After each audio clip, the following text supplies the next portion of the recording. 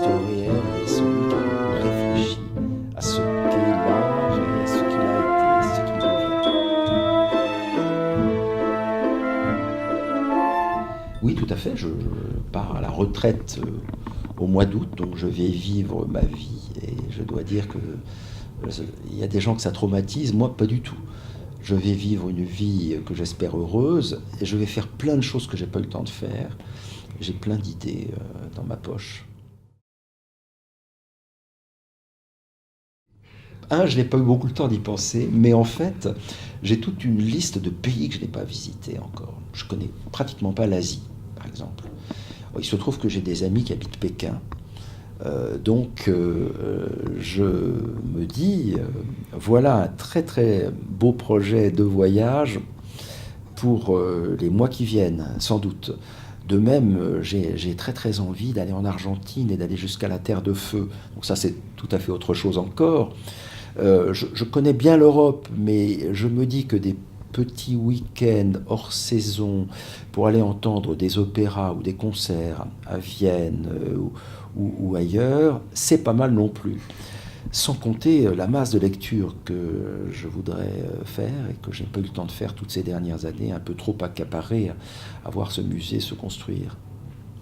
Donc il y a vraiment beaucoup à faire. Je n'ai pas particulièrement envisagé de continuer une activité professionnelle, associative ou autre.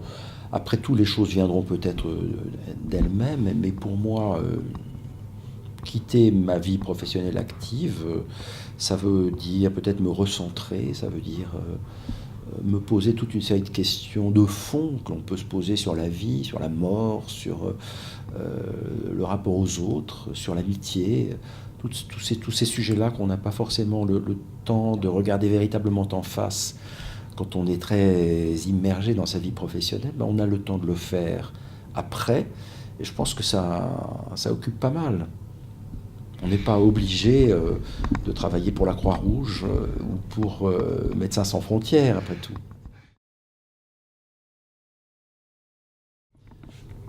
De quelque chose qui me paraît important, c'est par rapport à la façon dont je vis le monde actuel et par conséquent la manière dont je pense pouvoir mener le reste de mon existence. Moi, je vois, il y a deux sujets qui m'intéressent beaucoup. Je crois, le premier, c'est la situation actuelle du monde caractérisée par des conflits terriblement forts ou par des risques de conflits, en particulier dans le monde méditerranéen, que j'ai suivi en tant que président de ce musée. Ça, c'est quelque chose qui m'intéresse énormément et je ne sais pas d'une manière ou d'une autre si je pouvais contribuer, faire en sorte que ça aille mieux, j'en serais ravi. Et alors, il y a un deuxième élément qui me paraît très important, c'est le rapport à la vitesse. Je suis, pour ma part, assez effrayé par cette espèce d'accélération de l'histoire et cette accélération de la vie des gens qui ne prennent plus le temps de réfléchir, qui ne se posent plus et qui sont complètement immergés dans les images, dans les nouveaux médias, dans Internet, Facebook, Twitter, Instagram, tout ce que vous voulez. Je ne suis pas du tout contre cela, mais je pense que si l'on veut vraiment être conscient des grands enjeux du monde, de sa propre vie, il faut savoir se poser, il faut savoir ralentir, regarder le monde calmement, sereinement. Et ça, c'est quelque chose que l'on peut faire quand on se retire un petit peu de la ville, peut-être, quand on vit dans ses livres, à la campagne, ou qu'on marche dans l'Himalaya, peut-être. Voilà, ça me paraît des enjeux importants. Et le risque de tout cela, c'est le repli sur soi. Oui. Donc là, vraiment, je pense que nous devons lutter contre cette tentation que l'on a, en particulier en Europe, dans la vieille Europe, et notamment en France. Cette tentation du repli sur soi, cette peur de l'autre, comme si l'autre allait vous envahir, et comme si finalement l'humanité avait été un jour statique.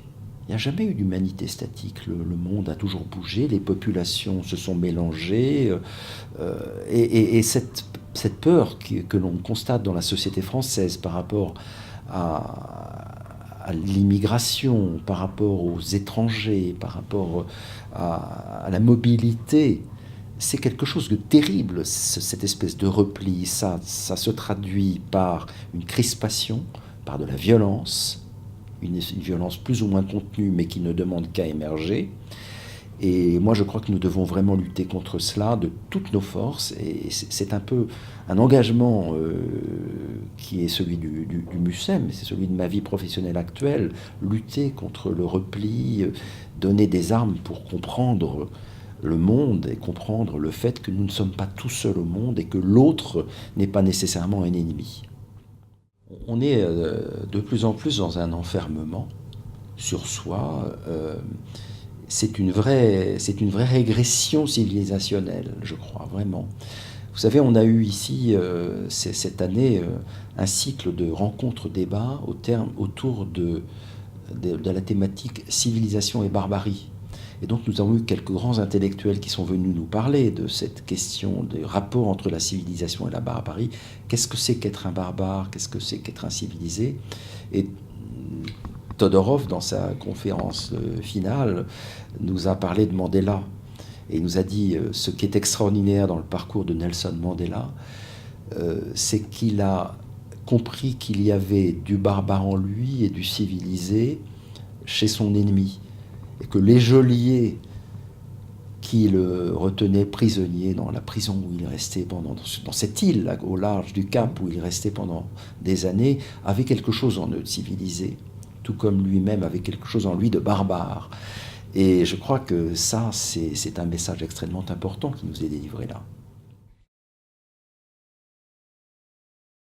Je suis parisien en fait, donc j'ai un appartement dans lequel je vais rester, mais j'ai la chance de n'avoir pas encore pris d'option définitive sur l'autre lieu où j'aimerais bien m'installer.